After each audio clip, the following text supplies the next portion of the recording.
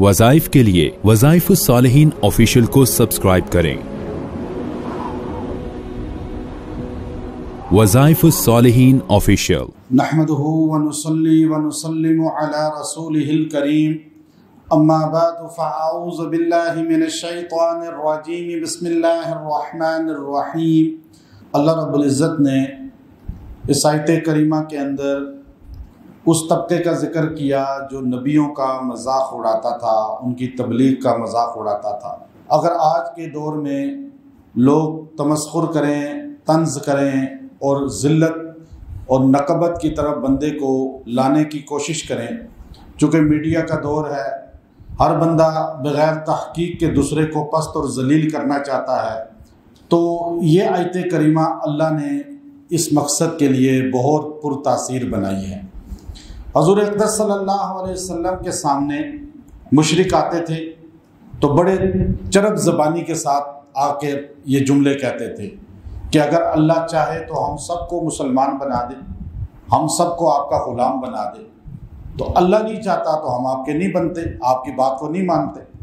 अल्लाह चाहता तो हम आपकी बात मान लेते। अब इस तरह की मजाक करते थे और आपके लिए अजीब अजीब बातें मुख्तलिफ टोलियों की शक्ल में जगह जगह करते थे। इन अल्फाज को कुरान में बयान किया और साफ अल्फाज में बयान किया। आप सल्लल्लाहु अलैहि वसल्लम गमगीन हो जाते थे, परेशान हो जाते थे। लाजमी बात है, आज जैसा कि मीडिया का दौर है, कोई बंदा झूठा प्रोपेगेंडा भी किसी के खिलाफ करे तो लोग गमगीन परेशान हो जाते हैं। तो वहाँ मक्का में टोलियों की शक्ल में, बाज़ार औकाज़ में, फिर कभी जो है वो जबल जो अबू कुबैस है उसके दामन में, कभी जबल सफ़ा के दामन में, कभी मताफ वाली जगह पे, कभी हरम काबा के अंदर, जगह जगह टोलियां बनाकर जब हजूर अलैहिस्सलाम गुजरते थे तो ये अल्फाज वो तमस्खुर के तौर पे करते थे। अल्लाह ने वो अल्फाज नकल फरमाए। पहले फरमाया फ़असाबहुम, पकड़ लिया इनको, सय्यआतु मा अमिलू, जो इन्होंने बुरे अमल किए, जो काम ये बुरे करते थे वो उनके सर पे आ पड़े। वहाका बिहिम, और इनको दबोच लिया उन कामों ने और इनको ऐसे जकड़ा कि फिर इनको तौबा की तौफीक नहीं मिली। मा कानू बिही यस्तहज़िऊन, इस वजह से कि ये लोग इस्तेहज़ा करते थे, मजाक करते थे।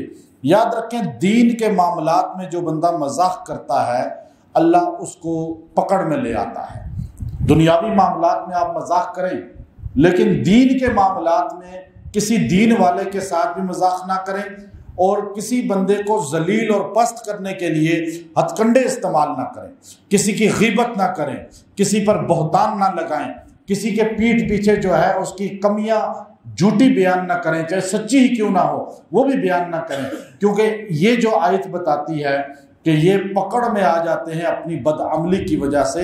इस्तेहज़ा क़यामत के करीब आप अलैहिस्सलाम ने फरमाया, मेरी उम्मत का जिस तरह पहले तबके की, इमाम मालिक रहमतुल्लाह अलैह फरमाते हैं, इस उम्मत के पहले तबके की जिस तरह इस्लाह हुई आखिरी तबके की उसी तरह इस्लाह होगी। इस पर जो है इनके कौल पर वो इब्ने रजब हम्बली रहमतुल्लाह अलैह और दीगर चंद मुहद्दिसीन ने फरमाया कि जिस तरह पहले तबके की इस्लाह हुई आखिरी तबके की इस्लाह ऐसे होगी।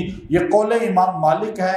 इसी तरह पहले तबके में जो खामियां थी आखिरी तबके में वही खामियां आएंगी। इस्तेहज़ा, मजाक, तमस्खुर करना दीन के मामलात में दीन वालों के साथ, यही काम पहले तबके का था, अब आखिरी तबके का भी है। सोशल मीडिया आप देख लें। आगे अल्लाह ने उस जुमले को काफरों के बयान किया। अल्लाह ने फरमाया वक़ालल्लज़ीना अशरकू, कहते हैं ये मुशरिक लोग, लौ शाअ अल्लाह, अगर अल्लाह चाहता, मा अबदना मिन दूनिही मिन शै, तो हम आपको अल्लाह को छोड़कर किसी और की इबादत ही ना करते। अल्लाह चाहता तो हमें हिम्मत थी। आप कहते हैं अल्लाह मुख्तार कुल है, अल्लाह जो करता है कोई उसको टाल नहीं सकता, अल्लाह की कुदरत है, ताकत है। तो आप बताएं, क्या अल्लाह चाहता है कि हम काफिर मुशरिक के आगे जो बन जाएं اور بتوں کو سجدہ کریں، قبروں کو سجدہ کریں، درختوں کو سجدہ کریں، سورج کو سجدہ کریں، اس کا مطلب یہ ہے کہ یا تو اللہ کے پاس طاقت نہیں ہے یا اللہ چاہتا نہیں ہے۔ اب یہ جملے وہ کہتے تھے۔ آج بھی میڈیا میں بیٹھ کے ایسی باتیں ہوتی ہیں نہیں ہوتی، ایسے اسکالر آتے ہیں، لبرل باتیں کرتے ہیں اور اسی طرح لوگوں کا عقیدہ خراب کرتے ہیں، لوگوں کو جو ہے قرآن و سنت مسلک اہل سنت سے نکالنے کے لیے ہتھ کنڈے کرتے ہیں۔ اب آج بھی چند اللہ والے غمگین ہوتے ہیں جیسے سرکار مدینہ صلی اللہ علیہ وسلم غمگین ہوتے تھے۔ تو یہ جملہ آگے وہ کہتے تھے نحن ولا آباؤنا، دیکھیں ہم بھی اللہ کے غیر کو عبادت کرتے ہیں، ہمارے باپ دادا بھی یہ کرتے رہے، اللہ کچھ نہیں کر سکا، اللہ کی کوئی طاقت نہیں ہے یا اللہ چاہتا نہیں ہے، دو میں سے ایک بات ہے۔ پھر آگے فرمایا ولا حرمنا من دونہ من شیء، اور ہم حرام کیسے کر سکتے ہیں کسی چیز کو اگر اللہ حلال کر دے؟ اس کا مطلب ہے اللہ میں طاقت نہیں ہے کہ ہم حرام کر رہے ہیں حلال چیز کو، اللہ اس کو روک نہیں سکتا، یا اللہ چاہتا یہ ہے کہ ہم ایسا کریں۔ اب یہ آگے سے کہتے تو حضور غمگین ہو جاتے، حضور پریشان ہو جاتے، تو اللہ رب العزت نے فرمایا کذالک فعل الذین من قبلہم، ایسے ہی ان کے پہلوں نے یہ کام کیا، یہی باتیں کی۔ ان کے آبا کو دیکھ لیں، ان کے دادوں کو دیکھ لیں، ان کی نسلوں کو دیکھ لیں، اسی طرح کے نبیوں کے ساتھ مذاق کرتے رہے ہیں، تمسخر کرتے رہے ہیں۔ یہ کام کوئی پہلا نہیں ہے۔ آج بھی جو دین کو مذاق اڑاتا ہے یا کسی بندے کو ذلیل پست کرنے کی کوشش کرتا ہے وہ اس سے عبرت حاصل کرے۔ اللہ نے فرمایا فَهَلْ عَلَى الرُّسُلِ، میرے پیغمبر میرے رسولوں کا کام یہ ہے إِلَّا الْبَلَاغُ الْمُبِينَ، خالی پہنچا دینا، بس کام بات کہہ دینا، پیغام پہنچا دینا۔ ڈاکیا پہنچا دیتا ہے، آگے کوئی بندہ اس کا کیا پیسے کا استعمال کرتا ہے یا ڈاکیا کے پیغام کو کتنی ویلیو دیتا ہے، ڈاکیے کے کوئی ذمہ داری نہیں۔ جو پیغام پہنچانے والا ہے وہ ذاتی پیغام نہیں پہنچا رہا بلکہ رب العالمین کا پیغام پہنچا رہا ہے۔ تو اس لیے فرمایا آپ نے بس ایک جملہ سمجھ لیں میرے نبی، فَهَلْ عَلَى الرُّسُلِ إِلَّا الْبَلَاغُ الْمُبِينَ، آپ کا کام خالی پہنچا دینا ہے۔ آگے یہ جیسی باتیں کریں ان کو پتہ چل جائے گا۔ آج پتہ چل رہا ہے یا نہیں چل رہا ان کو؟ آج وہ قبروں میں اترے ہوئے ہیں، آج جو اس ملک کے اندر ہماری آنکھوں کے سامنے جو دین کا مذاق اڑاتے تھے اور دینداروں کو کس طرح لقمہ اجل کی طرف لے جاتے تھے، کس طرح مدارس مساجد کو پست کرنے کی کوشش کرتے تھے، آج وہ ہمارے سامنے دنیا سے جا رہے ہیں۔ تو ان کی عزت نظر آ رہی ہے کسی کو؟ اور یہی حال ان کا بھی نظر آ رہا ہے۔ تو اب اگر آپ کو کوئی پست کرنا چاہتا ہے، ذلیل کرنا چاہتا ہے، رسوا کرنا چاہتا ہے، آپ کے خلاف پروپیگنڈا کر رہا ہے، آپ کو نقصان دینا چاہتا ہے، یہ آیت کریمہ آپ ذہن میں رکھ لیں۔ سورہ نخل کی آیت ہے یہ، اور اس سورہ نخل کی آیت کو اپنا وظیفہ بنا لیں، انشاءاللہ اللہ تعالیٰ اس کی ذلت سے آپ کو بچائے گا اور استہزاء والے خود گرفت میں آ جائیں گے۔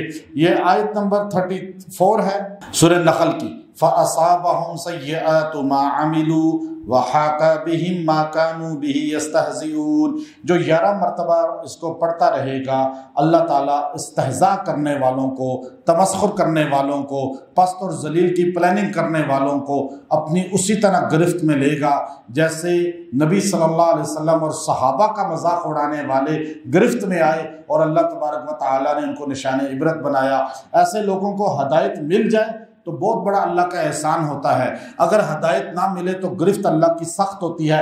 وَحَاقَ بِهِمْ، یہ جملہ بتاتا ہے کہ اللہ ایسے رسی کھینچتا ہے کہ اس بندے کو پھر سمجھ نہیں آتی، ایک دم وہاں سے زمین پہ گرتا ہے اور ایک دم جو ہے اللہ تعالیٰ اس کو ہدایت سے محروم کر کے دنیا سے اٹھا لیتے ہیں۔